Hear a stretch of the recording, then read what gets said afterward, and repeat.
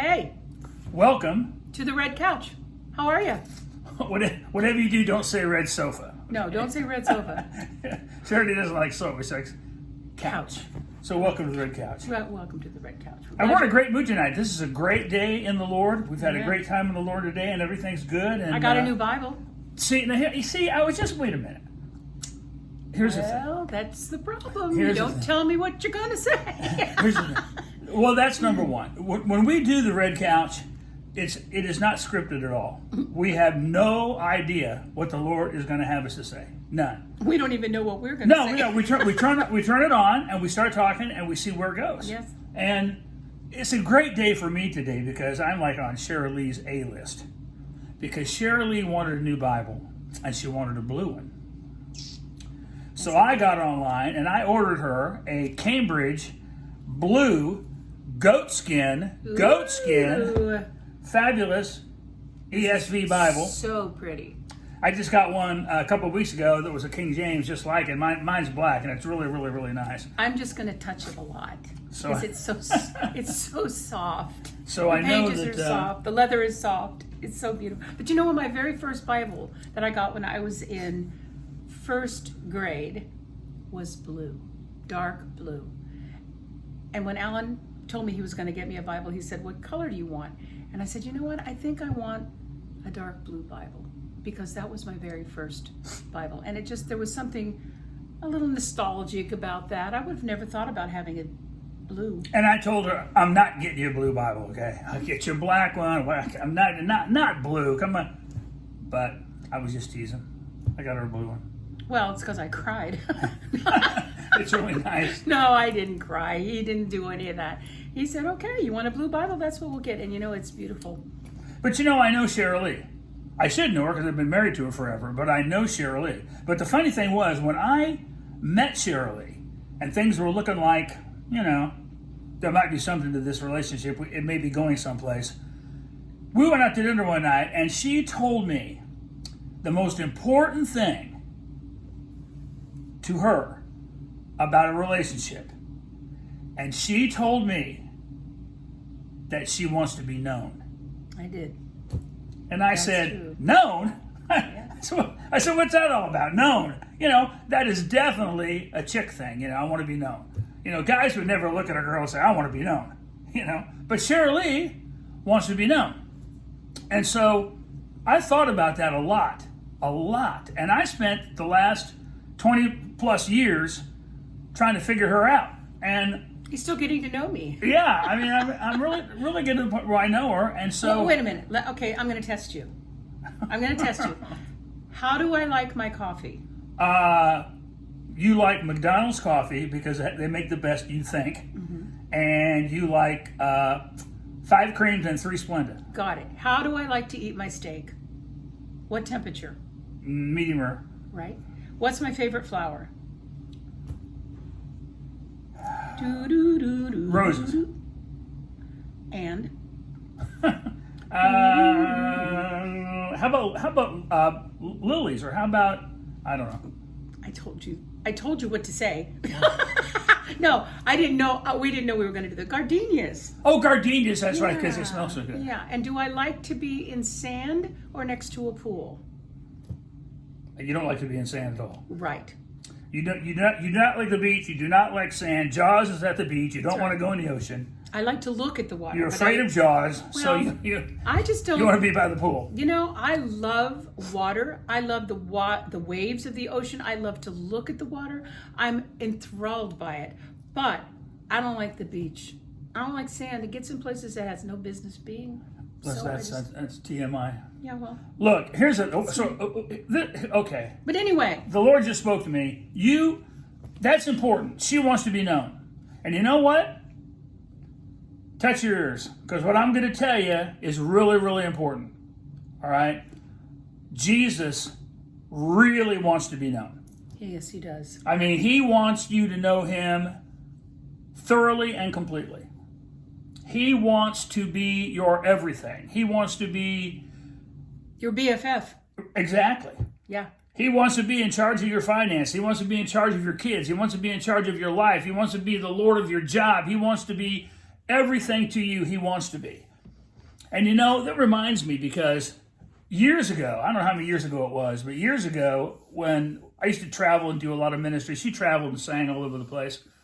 And we would go and we'd do services together. Not that we still wouldn't, but anyway, she used to go in and minister and song, and I'd preach. And it was just a great time in the Lord. It was just fabulous.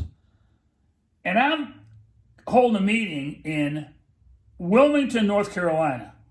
Okay? Oh, I remember that well. Wilmington, North Carolina. And so she ministers in song, and I'm telling the people, I'm going to minister from John 8, I think I told them, I don't know. And so I get the microphone, and it's my turn, and I'm standing there, and I said, okay, turn to John 8. So they all turned to John 8. I said, okay, now close your Bible. At least we went there, so you know I didn't lie about it. But the Lord just moved on my heart to do this. I don't know where it came from. I mean, it was like out of left field. But I know it was the Lord. Well, then that's where it came from. That's right. He was... Case closed. Don't wonder about that anymore. Yeah. So I took my cell phone. It wasn't a grandiose back then. It was a little flip phone, a little, you know. We didn't have these big fancy phones then. But I took my cell phone. I'm standing up in front of the people. It's a big church. There's about 500 people there. Rock Church, I think it was. And the people sitting right there in the front row. And I took my cell phone out of my coat pocket. And I looked at them and I said, who's the president of the United States? And they looked at me like I was nuts. I said, no, I'm serious. Who's the president of the United States? And they still didn't say anything. Now, everybody in the room knew it was George Bush, but they didn't say anything, right?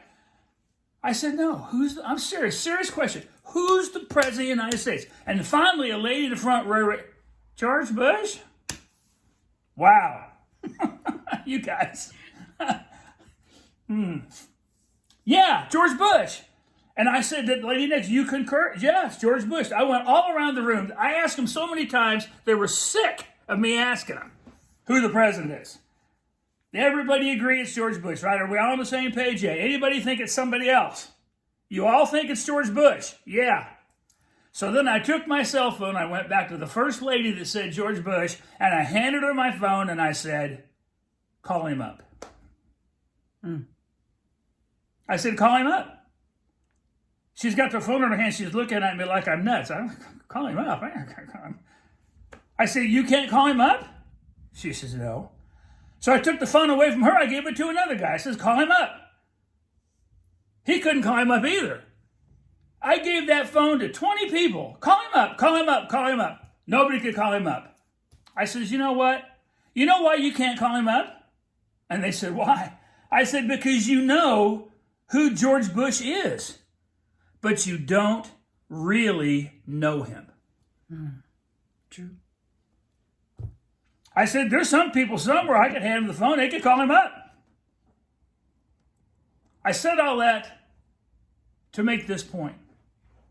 Okay? The church is chock full of people who know who Jesus is. That's right. They all know who he is. The devil knows who he is. You stop people on the street. They could, they tell you. They all know who he is. But how many really know him? I mean, how many people, know him? I mean, when you've got a problem in your life, you hit your knees. That's not the first time you hit your knees. He's very used to hearing from you. He knows you. And you don't have a bunch of junk in your life that's in the way that interrupts the flow of his blessings to you. You don't have what Jonah. Those who cling to worthless idols forfeit the grace that could be theirs. You don't have worthless idols in your life. You don't have problems. You don't have ungodly things. You don't have things in your life that you know are displeasing to the Lord, but you got them anyway because you can't get up off of them because for some reason they become your little g God, and now you've already heard it. But that's important.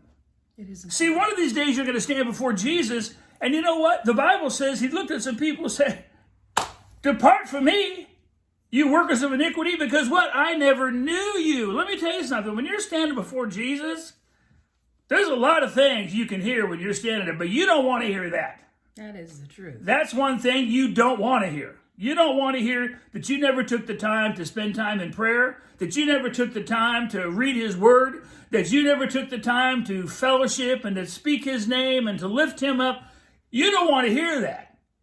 You want to hear, hey, well done, my good and faithful servant, enter in. That's what you want to hear. And it's all about intimacy, right? It is. Intimacy is being up close and personal with another human being, with your family, but most especially with Jesus, because he really, really wants us to know him. The word in I never knew you is the word yada. And yada is a terminology that is extremely, extremely close. It is a marital term. It's a term of being one with another person. And that I never knew you, I never yada you. I never was close and intimate with you. I wanted to be in you and you in me. I wanted us to be one, but that never happened. And so, and it's about intimacy. The word "new" is about intimacy, right? This one with this one, this one with that one, this one with that one. But Abraham knew Sarah, right? Jesus said, like I said, depart from me. I never knew you. It's all about intimacy, okay? It's all about knowing who he is. And let me tell you something. The closer you get to him, the more you know him, the harder it is to sin. The harder it is to have junk in your life. The harder it is to have things that are displeasing to the Father. The harder it is to put up with knuckleheads that you know you shouldn't be putting up with those knuckleheads, right? Because God will give you clarity, he'll give you direction, and he will give you wisdom and forethought. But it's all about intimacy. So in this little bit of time we had together here on the red couch, I told you that I've learned to know Sharalee after all these years, and I hope that I've learned to know the Lord. And the things that I'm telling you here are the things that he has shown me over the years. Just that little simple thing with that cell phone, call him up. Just call him up. You got to be in a position where you can call him up. You got to be that close to him. You got to be so close with him that you are in covenant. And when you have a problem in your life, you're not running around looking for mercy. You've got covenant. You know where you stand with him. And you know where he stands with you. And he knows your name. Yeah. Believe you me. And when you need something, when you bring a prayer request to Yes, I Will Pray, or you message us, or you let us know of something that we can pray with you about. When you ask God for something, you don't want that to be, as you said before, the first time you've come to him to ask him for something. Because when you ask for something, you don't ask unless you're expecting to receive something. Well, here's an example. If your children come and ask for something from you, you've had a relationship with them since they were born, for mothers from before they were born. You have a relationship that is real. And it is something that you're going to try your very, very best to do for them if you can. Now, God, of course, doesn't have to try his very, very best because he can do anything he wants. He's got it all. Everything he has a willing heart to give to us. But it's the same thing with him in answering prayers for us. When he answers prayers for us, who do you think is going to get the attention first? One of your kids or some stranger outside who you've never ever talked to, and they come and ask for the same thing? It's going to be your kids. We're his children. We're his family. He loves us. And he wants to have that fellowship with us so that we can trust him to answer us. And we know he's going to. And it's not going to be a surprise. And all of a sudden we get, you've heard people go, I just can't believe that happened. I can't believe what God did for me. Why? If you're we should be walking in mainstream miracles. Really? We should be walking in a situation expectation. Where he already knows what we have need of before we ask. And when we ask, he says, okay, And some things we don't have to ask for because he's already given it to us. It's already in our spiritual bank account. He's already put it in there. So all we have to do is withdraw from that bank account. And we don't have to ask him for it. We don't have to come and beg him for something he's already done. That's ridiculous. It's all about covenant. If I need something from the Lord, I don't want to be hunting down mercy. I really don't. And if I have to go to the Father for something, I don't want to have a bunch of compromise in my life that gets in the way, and then, kooky. Let me tell you, we're going to end this segment. I want you to know that we're praying for you. We Yes, have we prayer are. requests that have come in. We don't have time to cover them all, but we are praying for you. Go ahead and write us your prayer requests. We appreciate it. If you see us online, just make a little note that you saw us. That means a lot, so we know that we're reaching people. Because sometimes, we just need to, some things get lost in the shuffle, so Well, we need to know. if you will follow us on the Red Couch, and then I don't care if it's just a little emoji. You can put a flower on there. You can put a smiley face, whatever. But it's kind of that algorithm thing, which I have no clue what that means, but it's a big word, and I'm going to use it because I like to use big words. And so algorithm is a word that Facebook will look at and see who's watching and how many people are. And they will position us in a way so that we're going to be closer to the top of where people will find us, which is really cool. So if you'll help us out in doing that, that would be a blessing. But we have had prayer requests that have come in. We've had people that have made some really cool comments about the Red Couch, not the sofa. Don't say sofa.